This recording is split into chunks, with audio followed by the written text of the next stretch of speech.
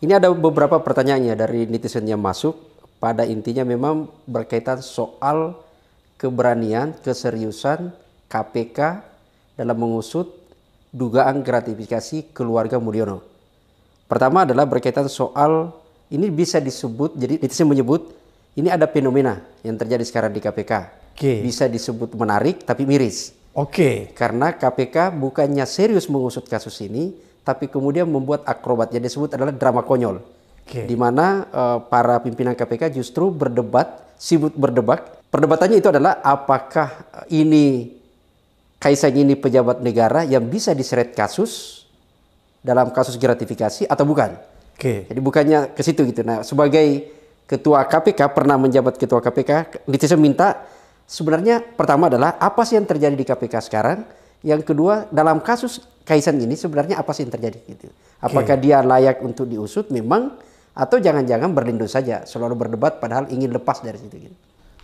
Memang menarik kalau kita melihat fenomena yang terjadi di KPK. Saling sanggah ya antara komisioner. Ketuanya Nawawi dan Alex Marwata menyatakan bahwa KPK berwenang. Kemudian disanggah oleh Nurul Gufron yang mengatakan KPK tidak berwenang memeriksa Kaisang sehubungan dengan dugaan gratifikasi. Ini menarik. Biasanya kalau dalam satu institusi atau satu lembaga, suara yang keluar itu adalah suara yang bulat. Tidak pernah terjadi perbedaan-perbedaan apalagi sehubungan dengan penegakan hukum. Ini baru pertama kali terjadi di KPK. Oleh karena itu saya melihat ini ada gejala yang tidak sehat di antara komisioner KPK.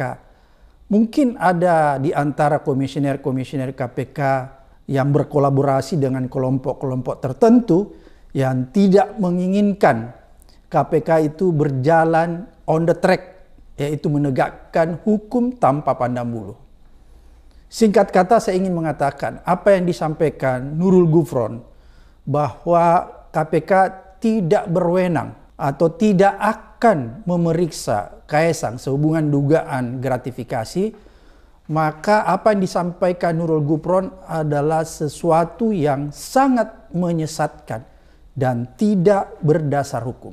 Kenapa saya katakan menyesatkan dan tidak berdasar hukum? Karena kalau Nurul Gufron lebih cerdas lagi menganalisa hukum, maka kita bisa lihat di dalam Undang-Undang Nomor 31 tentang Tindak Pidana Korupsi maupun Undang-Undang Nomor 28 tahun 1999 tentang penyelenggaraan negara yang bersih dan bebas dari korupsi, kolusi, dan nepotisme. Kedua undang-undang ini menjelaskan lebih jauh, lebih rinci, dan lebih detail apa yang sebenarnya menjadi permasalahan bagi penyelenggara negara itu.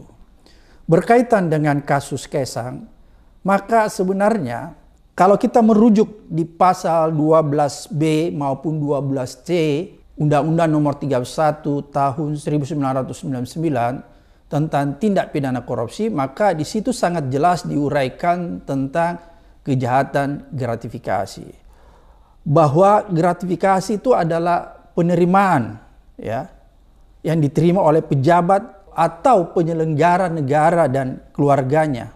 Dan penerimaan itu berhubungan dengan jabatannya dan bertentangan dengan tugas sebagai pejabat dan penyelenggara negara. Jadi kita lihat apakah Kaisang termasuk penyelenggara negara. Kalau Kaisang secara personal, individu, maka memang dia tidak termasuk penyelenggara negara.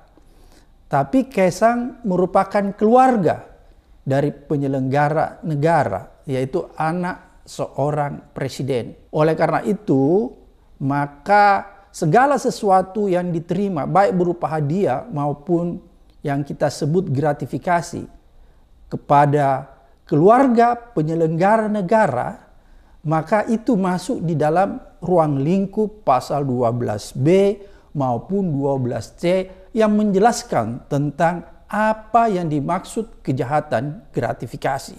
Oleh karena itu, kalau kita merujuk pasal 12B dan 12C, maka jelas dan sangat jelas dan tidak terbantahkan lagi bahwa KPK berwenang dan berhak memeriksa untuk mengklarifikasi dugaan penerimaan gratifikasi yang diterima oleh keluarga penyelenggara negara. Walaupun memang di pasal 12C di situ ada pengecualian. Apa itu pengecualian? Khusus bagi penyelenggara negara yang menerima gratifikasi, maka dia diberikan pengecualian dalam tempo 30 hari. Dia bisa melaporkan sejak diterimanya gratifikasi itu dalam tempo 30 hari, dia bisa melaporkan penerimaan itu ke Komisi Pemberantasan Korupsi.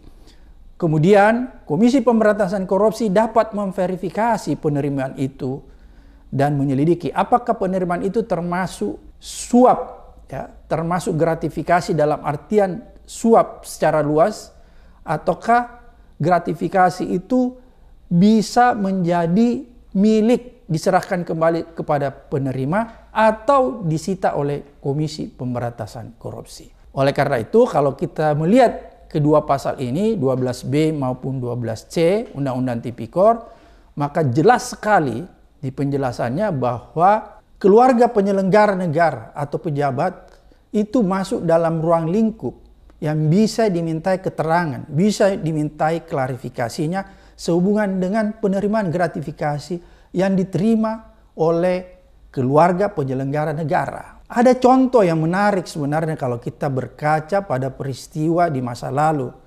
Ketika ada kasus mengenai Rafael Alun. Kita masih ingat anaknya yang melakukan flexing di media sosial. Kemudian kasus ini bergulir sehingga orang tua, ya, dari anak tersebut yaitu Rafael Alun, pejabat di Kementerian Keuangan, itu pada akhirnya diperiksa oleh Komisi Pemberantasan Korupsi yang berkaitan dengan gratifikasi yang dinikmati oleh putranya. Ini adalah contoh yang sangat sederhana sebenarnya yang bisa diketahui oleh publik bahwa keluarga penyelenggara negara, keluarga pejabat yang menerima hadiah atau pemberian, maka bisa dikategorikan itu sebagai sebuah gratifikasi dalam arti suap kalau bisa dibuktikan oleh Komisi Pemberantasan Korupsi. Oleh karena itu, sekarang bola ada pada Komisi Pemberantasan Korupsi. Ada keseriusan atau sebaliknya, memang Komisi Pemberantasan Korupsi tidak mau mengusut dugaan penerimaan gratifikasi oleh Kaisang. Kita lihat nanti apakah KPK akan menelusurinya lebih jauh. Pak Bram, publik itu memberi catatan dua hal dalam kasus Kaisang. Pertama adalah melihat bahwa belajar dari beberapa fakta kasus yang ditangani oleh Kejaksaan, KPK, yang namanya gratifikasi itu selalu berhubungan memang tidak langsung kepada pelakunya. Iya. Tapi dia melalui perantara, termasuk keluarga. Iya. Jadi biasanya jarang sekali ada yang langsung, tapi biasanya itu juga melalui perantara supaya untuk dikaburkan lah gitu ya. Itu satu. Maka dalam catatan penanya ini menyatakan bahwa sejatinya KPK tidak terjebak pada personal tadi dibahasakan di pasal 12B dan C. Nah, itu yang catatan pertama. Yang kedua, dia beri catatan di highlight juga adalah bahwa harusnya KPK itu paham betul bahwa kasus gratifikasi keluarga, dugaan gratifikasi kasus Mulyono ini bukan pertama kali. Ya. Jadi bukan kasus yang superjet yang ini karena ketahuan dia sekarang ini, tapi sesungguhnya sudah berkali-kali. Dan ada banyak kasus. Pernah ada laporan masuk bahkan 2 tahun yang lalu. Jadi selain Kaisang, bahkan Bobi sudah mengakui bahwa dia menggunakan superjet. Dan ada lagi yang satu adalah terbongkar di kasus di persidangan, yaitu adalah Blok Medan gitu. Nah, ini harusnya pembelajaran yang dia diberi highlight oleh kita publik gitu ya, memberi masuk pertanyaan di Abraham sama Speak Up gitu.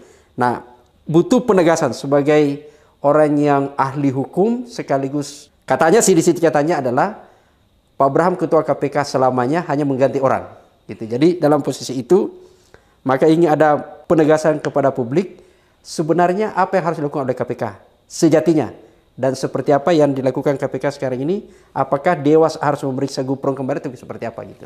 Oke, menarik pertanyaannya bahwa kalau kita lihat bahwa ternyata netizen sudah mengikuti lebih jauh ya, karena menganggap bahwa apa yang terjadi di dalam kasus Kaisang ini sebenarnya bukanlah hal yang pertama kali tapi pernah juga terjadi yang dilakukan oleh Bobi, menantu Mulyono. Dan di dalam pemberitaan yang saya baca bahwa sudah ada pengakuan secara eksplisit dari Bobi bahwa pernah menggunakan jet.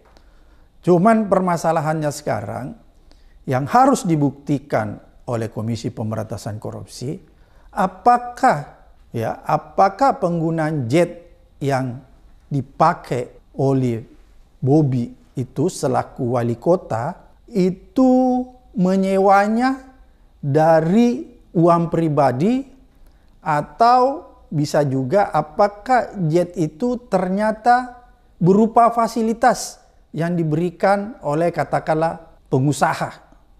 Ya, jadi itu yang harus dilihat. Kalau misalnya penggunaan jet privat yang digunakan Bobi dalam kapasitasnya sebagai wali kota itu adalah disewa dan uangnya itu keluar dari kantong pribadi Bobi selaku wali kota, maka penggunaan jet itu tidak merupakan fasilitas yang bisa diidentifikasi sebagai gratifikasi. Tapi kalau misalnya jet itu diberikan oleh seseorang atau penguasa atau siapa saja, katakanlah tidak dipersewakan tapi dipinjamkan, ya, diberikan fasilitas, dipinjamkan saja kepada Bobi selaku penyelenggara negara, maka itu sudah termasuk gratifikasi.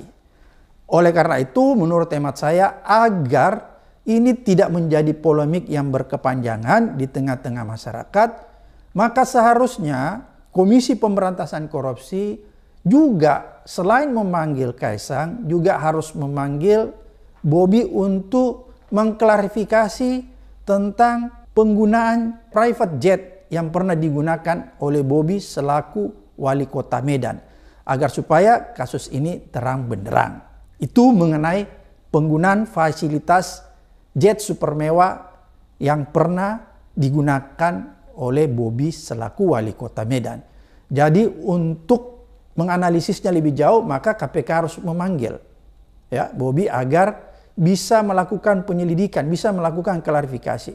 Apakah penggunaan jet ini digunakan, disewa melalui uang pribadi Bobi atau ini dipinjamkan?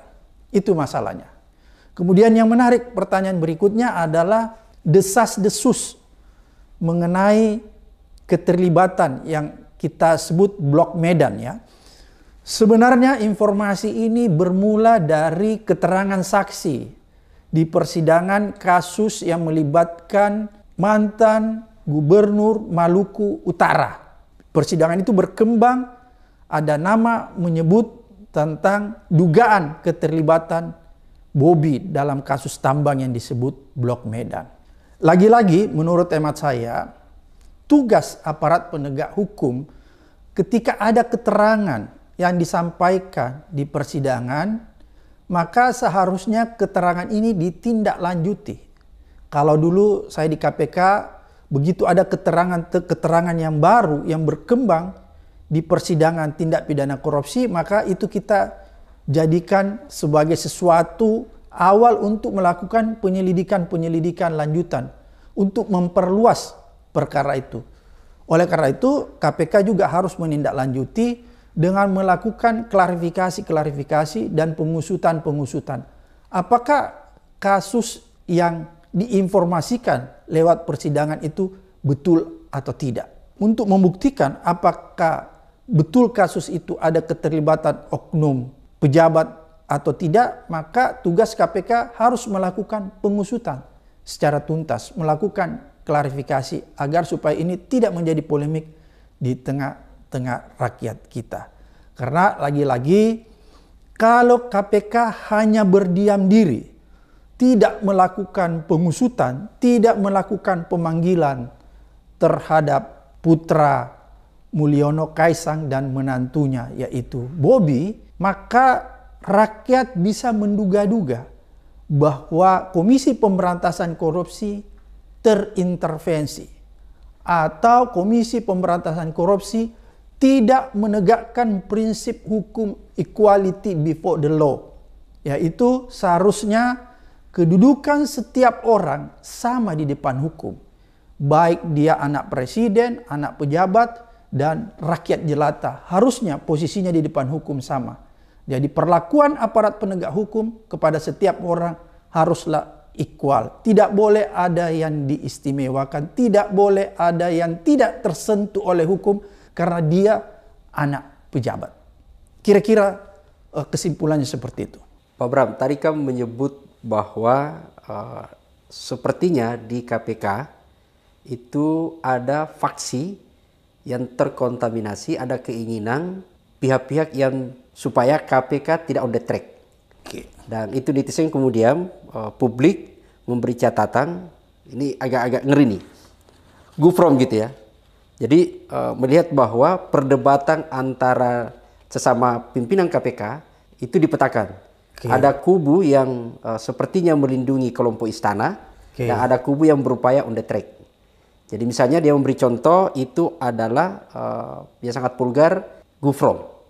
Yang kemudian menyatakan bahwa ini bukan pejabat negara dan tidak bisa diperiksa dan macam-macam. Tapi bukan di sikap itu, dia kemudian memberi catatan bahwa gufrom ini ada dua catatan yang kritis. Gufrom adalah salah satu pimpinan KPK yang diuntungkan oleh revisi Undang-Undang KPK. Uji Undang-Undang Mahkamah Konstitusi terhadap Undang-Undang KPK, Gufron adalah penikmatnya. Yang kedua, sekarang ini Gufron maju lagi. Jangan-jangan ini siasat, katanya netizen gitu ya. Jangan-jangan ini siasat yang didukung oleh Gufron untuk kemudian mencari cara berlindung lagi supaya seolah-olah dia membackup istana untuk kemudian bisa kembali terpilih lagi. Karena kan Gufron tidak mau keluar nih, meskipun beberapa catatan pelanggaran etik dan macam-macam yang keluar dari dewas gitu kan. Ini yang catanya itu gimana? Ya, ini menarik ya, spekulasi-spekulasi yang berkembang di tengah-tengah masyarakat dengan polemik yang terjadi di tubuh komisioner KPK. Karena di tubuh komisioner KPK menjadi terbelah. Ada pimpinan yang menginginkan segera melakukan pemeriksaan dan klarifikasi terhadap keluarga Mulyono, yaitu Kaisang, Bobi, dan lain-lain. Tapi ada pimpinan KPK yang tidak menginginkan pemeriksaan dan klarifikasi terhadap keluarga Mulyono, yaitu Gufron, Nurul Gufron. Oleh karena itu sebenarnya ini bisa dibaca ya, atau ada dugaan-dugaan yang berkembang di tengah masyarakat bahwa katanya Nurul Gufron mengeluarkan pendapat ini sifatnya sangat pribadi, ya, bukanlah mewakili institusi. Lagi pula kalau ini dikaitkan bahwa kenapa Nurul Gufron seolah-olah membela kekuatan kekuasaan, karena sekarang Nurul Gufron sedang mengikuti seleksi calon pimpinan Komisi Pemberantasan Korupsi. Ini adalah dugaan-dugaan yang berkembang di tengah-tengah masyarakat bahwa statement Nurul Gufron yang seolah-olah tidak memberi ruang untuk melakukan pemeriksaan dan klarifikasi terhadap Kaisang maupun Bobi di KPK itu adalah sikap yang diduga oleh netizen bahwa berkaitan karena Nurul Gufron sedang mengikuti seleksi pimpinan Komisi Pemberantasan Korupsi sehingga yang bersangkutan ingin aman, ingin bisa lolos kembali menjadi pimpinan Komisi Pemberantasan Korupsi berikutnya. Karena masa jabatan Komisi Pemberantasan Korupsi kali ini akan berakhir di Desember tahun 2024 ini. Seperti itu jawabannya.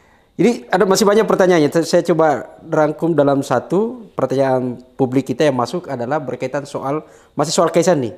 Melihat bahwa khusus untuk penanganan kasus dugaan korupsi, gratifikasi keluarga istana, keluarga Mulyono ini, itu melihat bahwa sikap KPK sejak awal sampai sekarang ini memang tidak profesional.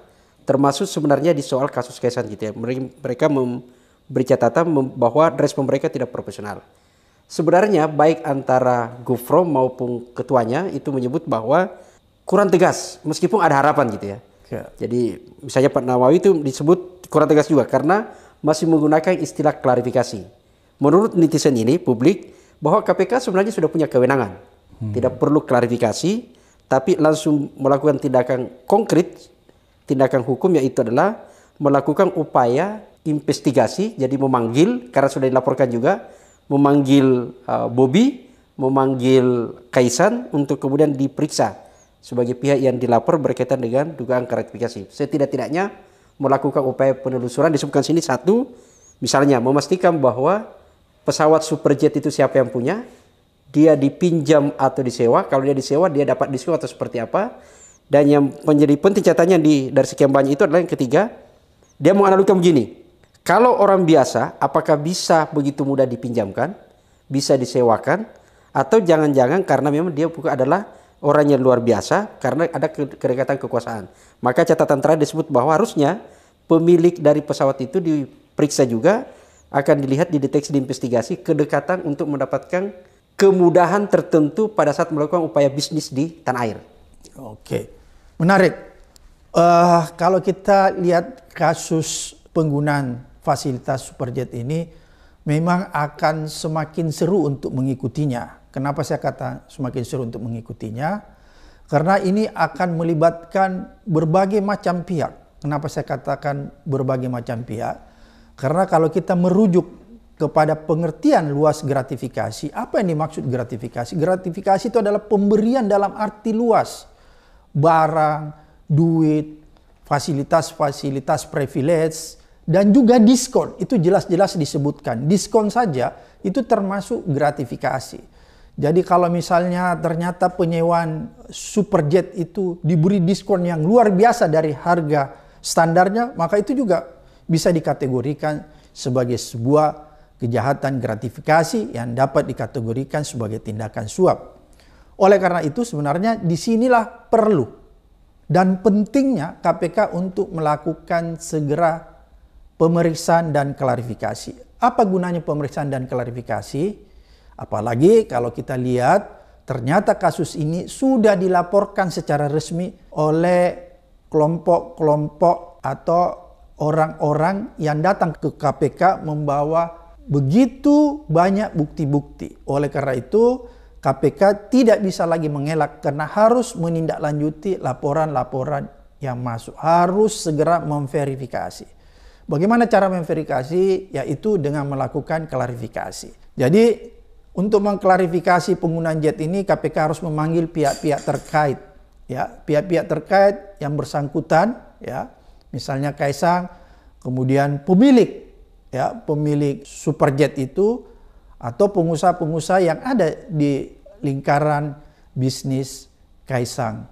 Sehingga ini bisa menjadi terbuka, menjadi terang benderang apakah peristiwa penggunaan jet super mahal yang digunakan oleh Kaisang maupun Bobi itu masuk dalam kategori gratifikasi atau bukan. Oleh karena itu ini menjadi penting untuk ditindaklanjuti oleh KPK. Karena kalau KPK tidak melakukan tindak lanjut, tidak melakukan verifikasi, klarifikasi, maka akan kuat dugaan bahwa KPK menutup-nutupi sebuah kasus. Dan itu tidak elok, tidak pantas, dan melanggar SOP. Kalau misalnya KPK menerima laporan dan ternyata laporan-laporan itu tidak ditindaklanjuti secara konkret. Kira-kira apakah KPK akan berani bersikap tegas memeriksa keluarga Mulyono ini sebelum berakhir masa jabatannya, atau justru menunggu lengser berakhir masa jabatannya? Ini menarik. Apakah KPK melakukan taktik mengulur-ngulur waktu? Ini bisa juga ya, kemungkinan ada dugaan-dugaan dari netizen bahwa jangan-jangan KPK melakukan taktik mengulur-ngulur waktu. Apa itu taktik mengulur-ngulur waktu? Misalnya KPK mengulur-ngulur waktu menunggu selesainya masa jabatan presiden. Sehingga nanti setelah selesainya masa jabatan presiden Jokowi baru kemudian berani memanggil Kaisang, Bobi dan keluarganya. Inilah yang kita khawatirkan, karena kalau ini yang terjadi maka lagi-lagi orang akan memandang bahwa ternyata hukum yang dilakukan atau yang ditegakkan oleh Komisi Pemberantasan Korupsi adalah hukum yang sifatnya tebang pilih. Hukum yang tebang pilih adalah hukum yang hanya berpihak, ya. Hukum yang hanya mengandalkan atau hukum yang berpihak kepada kekuasaan dan hukum yang hanya bisa dilaksanakan berdasarkan intervensi dan kekuasaan. Itu yang kita khawatirkan. Oleh karena itu, agar semua dugaan-dugaan ini tidak semakin berkembang di tengah-tengah masyarakat, maka sebaiknya saran saya kepada Komisi Pemberantasan Korupsi untuk segera melakukan klarifikasi pemeriksaan ya kepada Kaisang, Bobi dan lain-lainnya agar supaya kasus ini terang benderang. Kalaupun misalnya dalam pemeriksaan ternyata Kaisang, Bobi dan lain-lainnya tidak terbukti menerima gratifikasi, ya KPK juga harus menyampaikan kepada publik. Tapi seandainya sebaliknya ternyata KPK mempunyai bukti bahwa terjadi penerimaan gratifikasi, maka KPK juga harus menyampaikan kepada publik sebagai bentuk pertanggungjawaban kinerja KPK kepada publik. Saya pikir ini jawaban saya.